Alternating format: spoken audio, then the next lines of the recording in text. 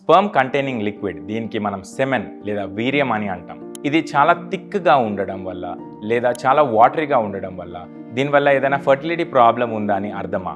అసలు just semen liquid చూస్తే fertility status తెలుస్తుందా? చాలామంది ఇది డౌట్తో వస్తారు. చూడండి, సెమెన్ అంటే వీర్యం, అది థిక్ ఉండొచ్చు లేదా థిన్ ఉండొచ్చు. కొన్ని ఫ్లక్చుయేషన్స్ నార్మల్గా అవుతూనే ఉంటాయి.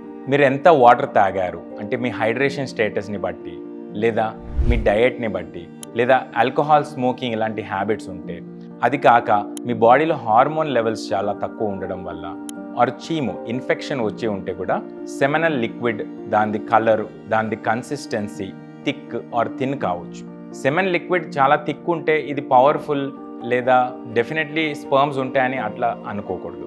సెమెన్ లిక్విడ్ చాలా వాటరీగా ఉంటే ఇక్కడ ఫర్టిలిటీ ప్రాబ్లమ్స్ లేదా వీక్గా ఉంది అని కూడా కాదు. సో నార్మల్గా సెమెన్ శాంపిల్ ఇజాక్యులేట్ అయ్యాక 15 నుండి 30 నిమిషాల్లో అది లిక్విఫాక్షన్ అనేది ప్రాసెస్ జరుగుతుంది. ఫ్రెష్గా ఇజాక్యులేట్ అయిన సెమెన్ శాంపిల్ జెల్ లాగా ఉంటుంది. కానీ సెమెన్ లిక్విడ్ చాలా స్టిక్కీగా ఉంటే, వాల్యూమ్ చాలా తక్కువ ఉంటే, లేదా దాని colour reddish or yellowish colour ఉంటే ఇది స్పర్మ్ కౌంట్ ప్రాబ్లమ్కి రీజన్ అవ్వచ్చు. సో ఓన్లీ లిక్విడ్ క్వాంటిటీ చూసి ఫర్టిలిటీ ప్రాబ్లం ఉంది అని జడ్జ్ చేయకూడదు.